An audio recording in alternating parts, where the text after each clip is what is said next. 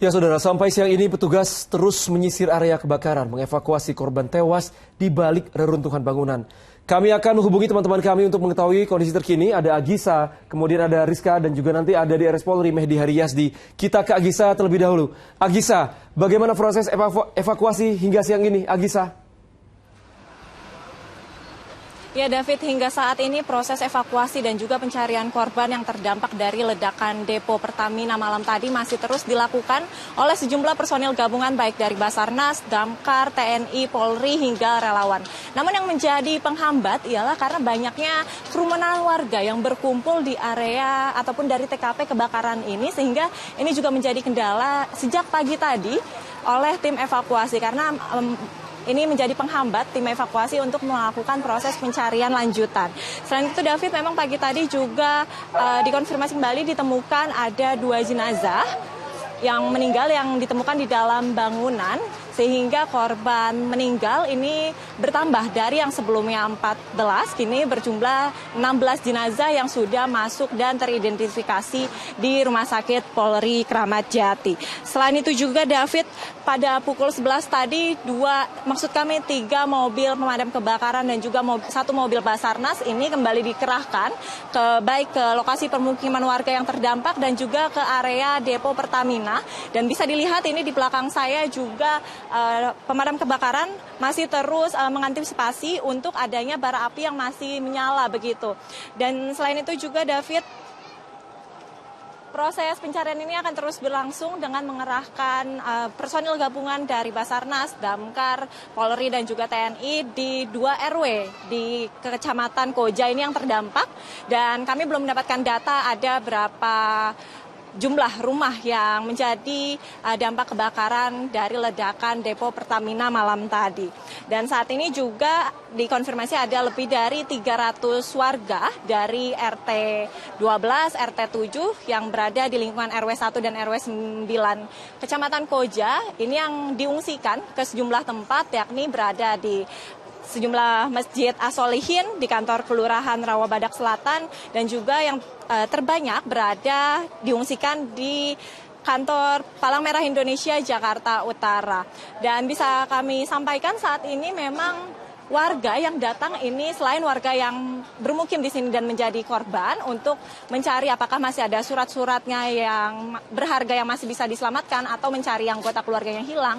Tapi ada juga warga dan juga masyarakat luar yang datang ini justru hanya untuk melihat ataupun menonton saja proses evakuasi ini. Sehingga ini jalan ataupun gang di Kampung Tanah Merah ini tidak cukup besar sehingga ini mempersulit bagi damkar untuk masuk ataupun mobil Basarnas dan juga bagi TNI atau Polri saat akan melakukan penyusuran di bangunan-bangunan tersebut. Sementara demikian David, kembali ke studio. Ya, Agisa Febila melaporkan dari Pelumpang, Jakarta Utara. Kemudian saudara, ratusan jiwa korban kebakaran depo Pertamina Pelumpang ini terpaksa mengungsi di sejumlah lokasi. Salah satunya di pengungsian Walang, Jakarta Utara. Sudah ada Rizka Dior di sana.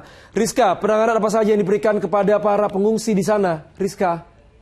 Ya, kira-kira seperti inilah situasi dan kondisi terkini atau di tempat saya melaporkan saat ini yang menjadi salah satu titik pengungsian yang tadinya menampung kurang lebih 400 korban pengungsi dari kejadian kebakaran depo Pertamina tadi malam. Dapat dilihat di sekitar saya saat ini David dan juga saudara sudah mulai sepi setelah sebelumnya di sini ada beragam kegiatan yang dilakukan karena menurut informasi terbaru yang kami dapatkan tadi ini para pengungsi dipindahkan secara mendadak begitu dan perintah tersebut tadi disampaikan oleh Satuan Satpol PP dan juga Babin Kamtipnas setempat yang mengatakan bahwa ini para pengungsi dipindahkan dengan alasan agar lebih mudah terjangkau baik untuk penampungan ataupun juga dalam pemantauan begitu karena tadi jika kami berbincang dengan para panitia yang ada di sini sempat dikatakan memang untuk beragam bantuan ini masih kurang, salah satunya seperti trauma healing. Nah tadi juga trauma healing sudah sempat diberikan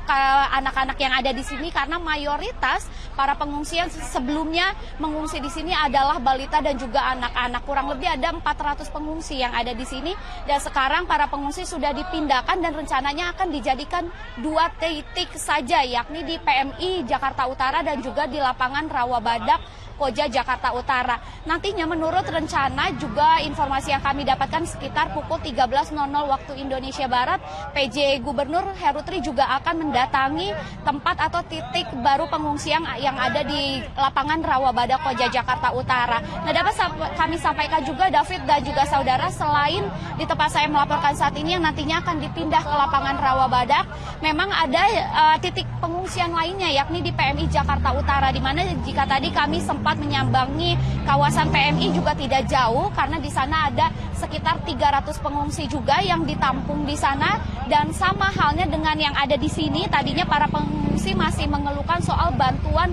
yang masih susah diberikan karena meskipun beragam bantuan sudah datang, tapi kesehatan medis yang paling diperlukan saat ini masih kurang karena sebagian para pengungsi masih merasakan sesak napas akibat mencium banyak bau gas dan minyak dari TKP kebakaran tadi malam. David. Ya, Rizka melaporkan dari lokasi pengungsian di Koja, Jakarta Utara. Selanjutnya, saudara, ini seluruh jenazah korban kebakaran Depo Pelumpang saat ini tengah berada di RS Polri Kramat Jati, Jakarta. Ada Mehdi Hairiyasdi di sana. Mehdi, apakah sudah ada jenazah korban yang teridentifikasi? Mehdi. David dan juga saudara, saat ini proses identifikasi dari jenazah di RS Polri ini masih terus dilakukan oleh pihak dari tim RS Polri. Namun untuk hasilnya sendiri kami masih belum mendapatkan hasil tersebut karena ini masih butuh konfirmasi lebih lanjut yang rencananya akan disampaikan dalam konferensi pers yang akan diselenggarakan pada pukul 1 siang nanti. Dan untuk data jumlah korban pun ini datanya masih cukup fluktuatif, dinamis dan juga simpang siur. Namun berdasarkan data yang kami peroleh terakhir, ini terdapat 15 kantong jenazah yang dibawa menuju ke RS Polri ini. Dan 13 jenazah diantaranya ini dibawa pada pukul 2 sampai 3 dini hari, kemudian 2 jenazah lainnya dibawa pada pukul 6 sampai dengan 8 pagi tadi. Dari 15 kantong jenazah ini, David dan juga saudara, tidak semuanya adalah jenazah utuh. Ada juga kantong jenazah yang berisi body part atau bagian tubuh dari korban. Dan untuk saat ini, pihak dari RS Polri sendiri sudah membuka 2 posko, David dan juga saudara.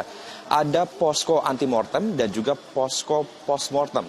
Di posko antemortem ini sejak pagi hari tadi kami sudah melihat ada sejumlah keluarga korban yang sudah mulai berdatangan untuk mencari anggota keluarganya yang hilang. Di posko antemortem ini nantinya pihak keluarga korban bisa membawa data primer dan juga data sekunder yang berhubungan dengan korban yang hilang tersebut. Seperti diantaranya adalah data primer ini berupa data mengenai keadaan gigi terakhir korban, kemudian juga sampel DNA dan juga golongan darah. Kemudian untuk data sekunder ini bisa berupa atribut atau pakaian yang dikenakan oleh korban tersebut terakhir kali sebelum terjadinya kebakaran, dan juga bisa berupa foto atau visual korban yang tersenyum dan juga memperlihatkan kondisi gigi korban. Nantinya setelah dilakukan identifikasi melalui antemortem ini, maka nanti pihak dari RS Polri ini akan mencocokkan data dengan hasil dari postmortem yang sudah dilakukan. Dan nanti rencananya, David dan juga saudara, pada pukul 1 siang ini, press conference akan dilakukan untuk memperjelas informasi dari perkembangan kondisi jenazah di RS Polri ini. Sementara demikian, kembali kepada Anda, David. Ya, terima kasih Mehdi. Sebelumnya ada Rizka dan juga ada Agisa. Terima kasih teman-teman. Selamat kembali bertugas.